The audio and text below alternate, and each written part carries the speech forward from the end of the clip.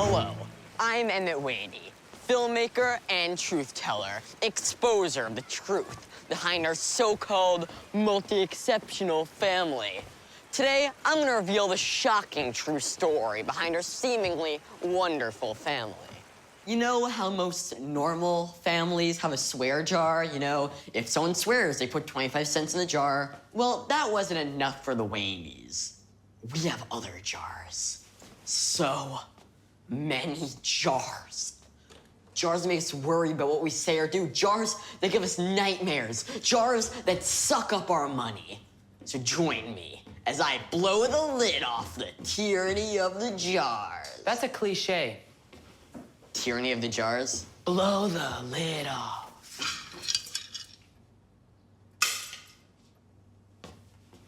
Case in point.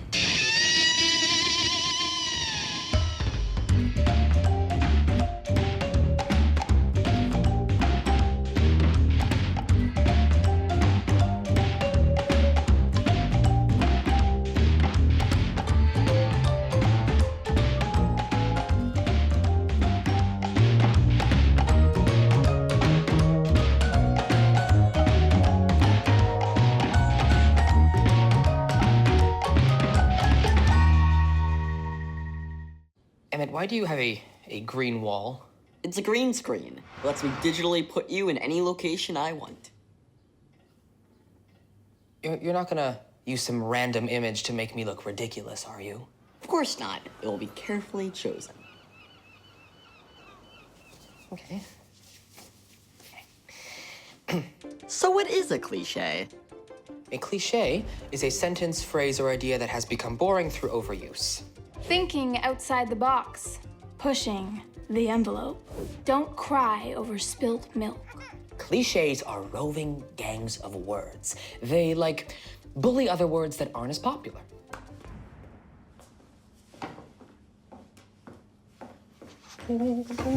Early bird gets the worm. It's a particularly loathsome cliche. I mean, it's all very fine for the early bird, but what about the worm? I mean, it could just as well be the late worm gets to live.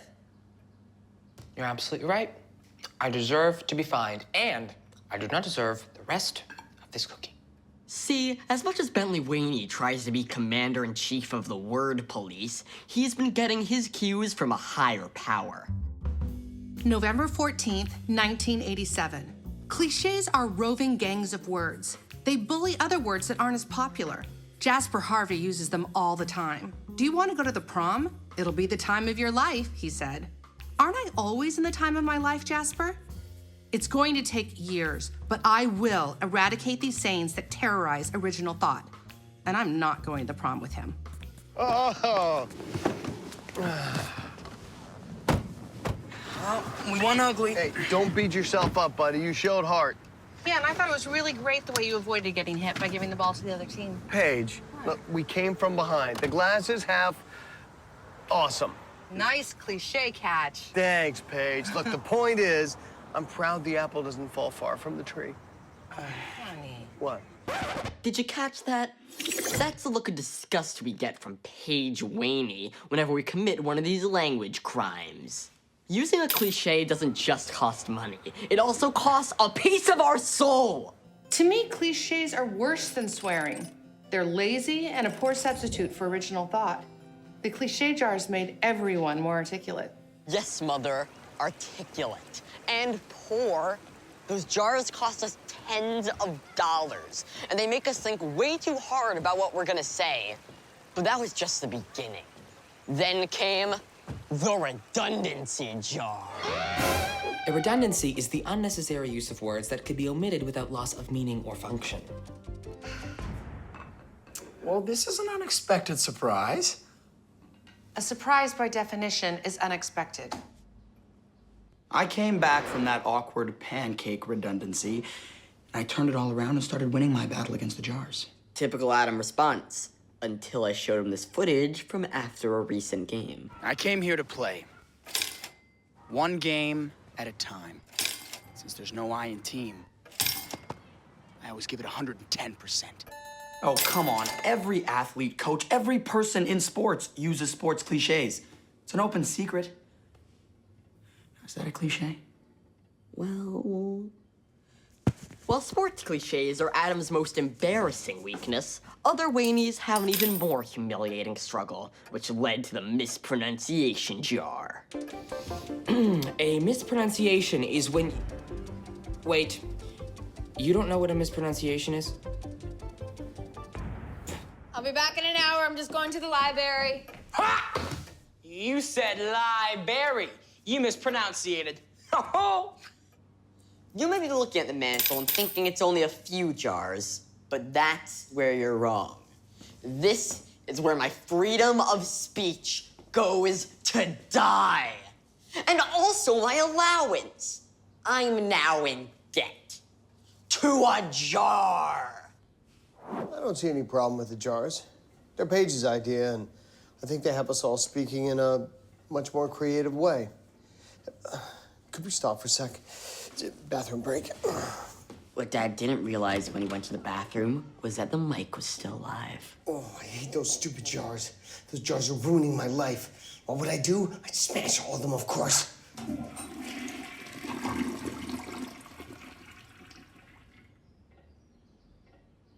Dad also forgot to come back to the interview.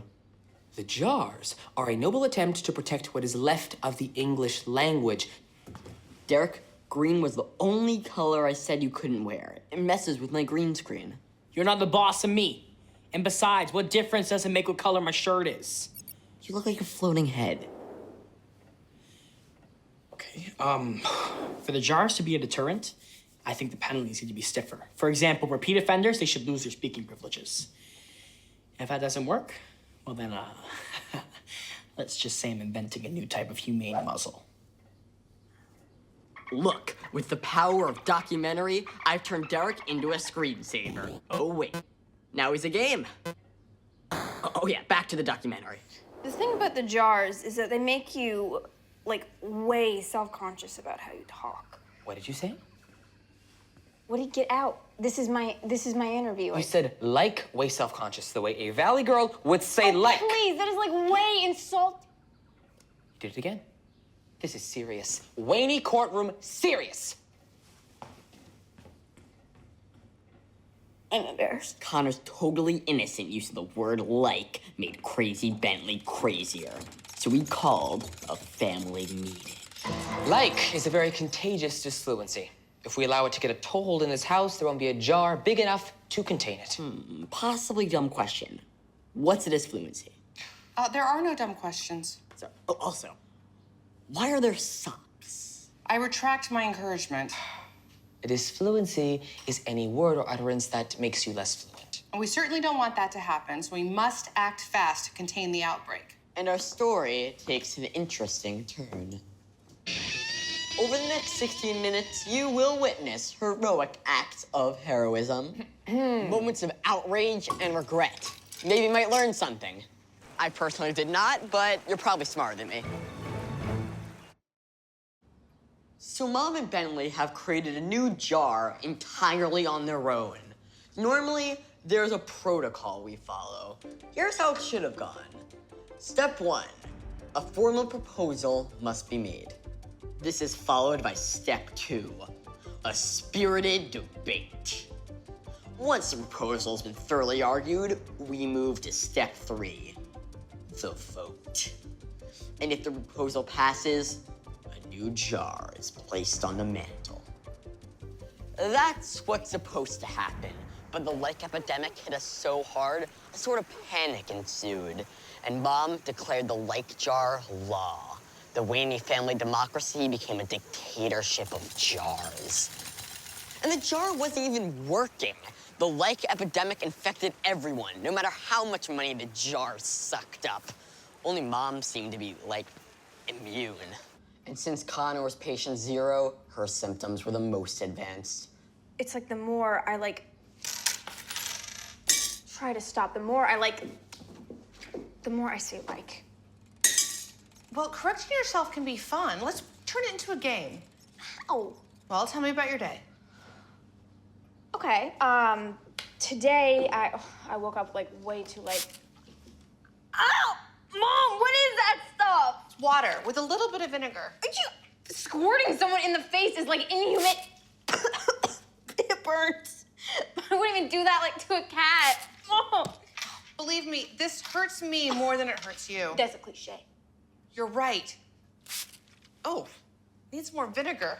But it worked. You didn't say like in the last sentence. This is horrible for freedom, but like awesome for my documentary. I did that on purpose, and it totally worked. I created this muzzle to prevent the offender. Allow me to translate. I created this muzzle to punish repeat offenders, but then I realized it could prevent me from, like, succumbing to the like disease. I'm also a moron that can't get my muzzle off. All the other jars, oh, they were bad enough. But this like prohibition was a jar too far. The whole family was paralyzed. So, Adam, have you given any more thought to the microbial genetics camp? Oh, it's okay. I don't have the spray bottle with me. I would never bring it with me to dinner. I am still thinking about it, but Really? What are your concerns? nothing. No, nothing at all. Connor, don't point. Use your words. Could someone, would someone please pass the peas? Emmett, how's your documentary coming along? It's hard to interview people when no one talks normal. Oh, this is ridiculous. It's like having dinner with 5 William Shatners. Can't we have scintillating conversation at a normal human speed? I've had enough. Adam, film me. You got my angry side? Yeah. Mom, you are killing us with these jars. I don't have any money left, and I don't even have paper to write you IOUs.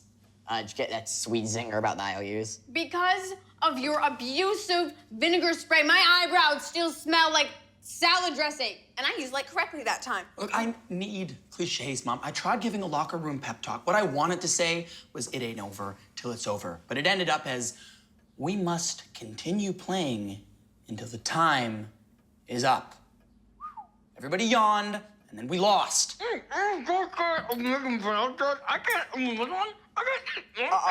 All right, allow me to translate.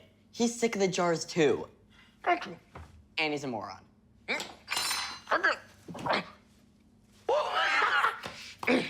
I am not a moron. I was never a moron, but I am hungry. Well, what about you, Bentley? You're in favor of the jars. Oh, I was in favor of the jars. I thought the jars would make us all better communicators. But look at us.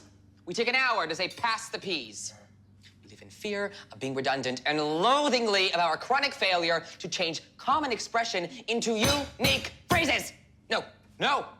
The jars are messing with how we talk. Wayne, say something. Tell them what you think of the jars. Smash them! Smash them all! Okay, everyone, just stay here. Hey, get back here right now. What, do you just want to be like other people? Inarticulate, repetitive, inexpressive? No time like the present. Oh, when it rains, it pours. We're back to the bone. Better late than never. Like. This is what I think of your punishment. Wayne, put the pun jar down right now. All right. Go. What is... Yes. No, don't even think To the about top. it. Don't... I hope you don't find this too jarring.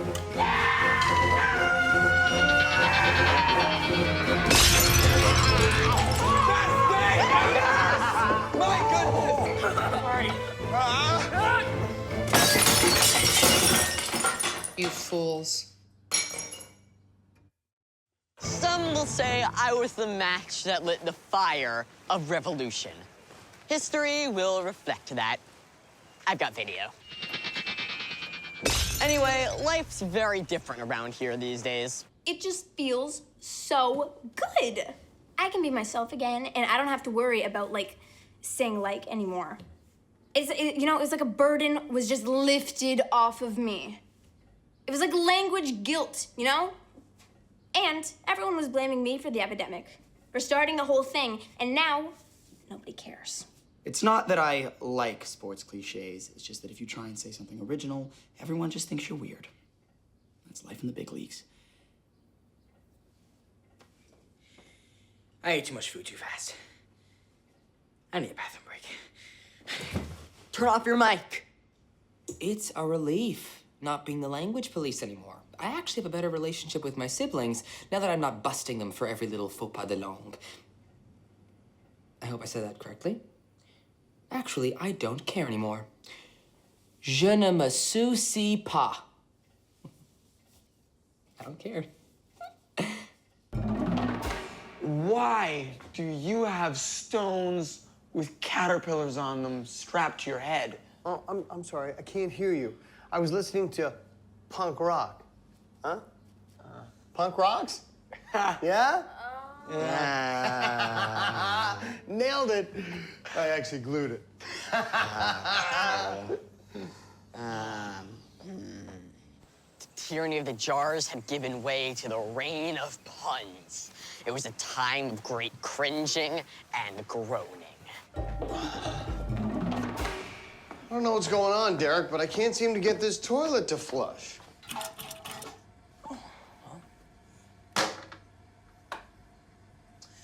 Well, I'm no plumber, but the problem might be that you put wooden shoes in the toilet. So would you say that the toilet is clogged?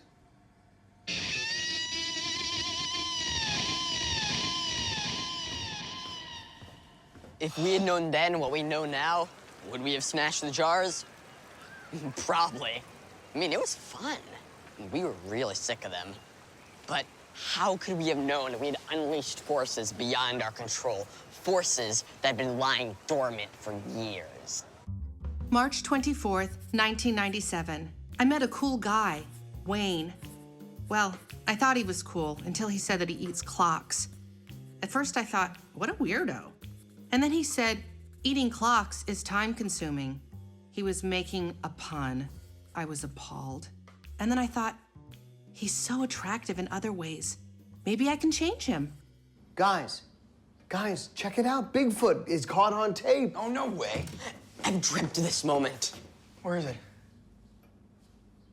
Bigfoot caught on tape. Huh? That's worse than disappointing. And he used my duct tape. Because of the jars, Dad's obsession with puns was kept in check by his cheapness. But no more.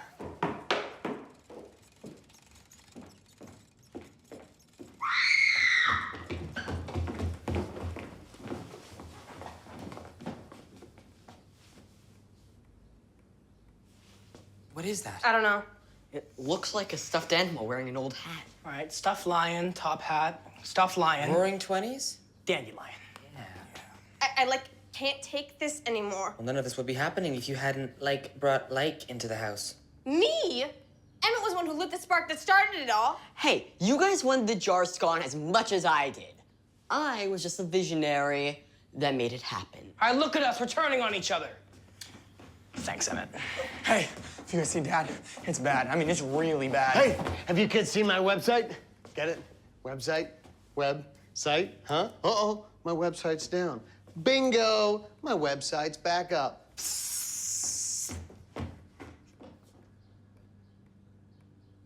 We had no choice. There's only one person that could help us. And ironically, it was the same person we rose up against.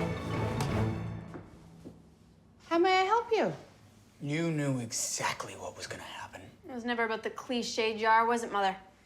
Or the malaprop jar, or even the like jar. This was always about the pun jar, wasn't it? I hate cliches and redundancies and all other forms of verbal unpleasantness. No, the jars were terribly important, but the pun jar was necessary. Well, I never meant for the jars to limit your speech. Quite the opposite. I wanted you all to fly unfettered without conventional ideas and irritating trendy locutions. Mother, you are so right and so articulate. I can't believe I was swayed by the raging mob. Let's bring the jars back. But guys, think of all the things we can buy with our newfound money. I mean, I can get food from the cafeteria and hold my head high. Right now, your father is upstairs gluing little owls on a picture of your grandmother. Why? I don't know, but there's only one way to never find out. We have to bring the jars back. Wait, what if we just bring back the pun jar? No, that's not gonna work because then Dad'll just think we're ganging up on him. Hey, guys, check out the Hooters on Grandma. What?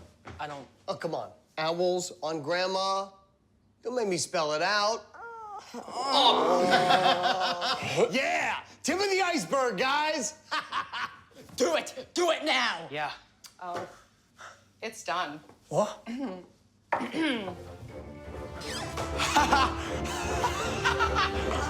Yes.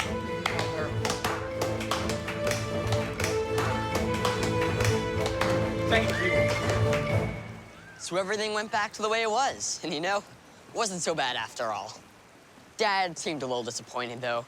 Spent all his previous jar money on visual props. I don't know what it is with me and puns. It's just something I've always struggled with. Ending a sentence with a preposition jar. I will win this personal battle with the help of the jars and my own deep-seated cheapness. We thought all the loose ends were tied up. But then... Hey, guys, check this out. Left of the English language, cliches are roving gangs of words. They, like, bully other words that aren't as popular. We all said it. We caught it from Connor. Check the time code. 2 hours before I interviewed Connor. Bentley, you said like first. You said like first. You brought like into this house. Go ahead. I deserve it.